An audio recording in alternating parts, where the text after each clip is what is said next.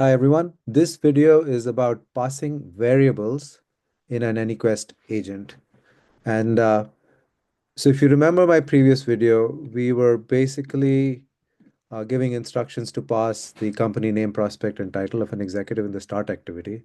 And then in generate one, you notice that I added this double curly start to it. What that is anytime you go type in a double curly, it automatically will read the previous activity, which has this connection line, and it'll bring that in. And what it's basically saying is it's going to take that whatever is being passed in the start will get added over here. So for example, if we go back here and in this activity, this is what was passed in the start activity, then just think of it as what is happening here is this. So this is the prompt that is going to go back to the LLM. And so what we're doing is we're passing variables to the LLM. And so instead of like hard coding this, you basically go and you do a double curly and you do star two. And so with AnyQuest, you have the flexibility. Like if I had another generate, I could connect those two together. I could then connect this to this.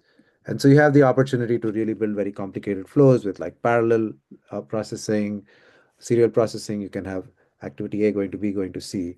And now if I were to say I wanted to show what the variables coming from Gen 1 and the start, I basically just do this, and this one is the start, and I do this, and this one is the generate. And so this is kind of how you pass variables. And so it's an important thing to really know in any quest because passing variables are going to be key as they then help you replace hard-coded values with values that you can then uh, pass on that can make your agent very, very flexible.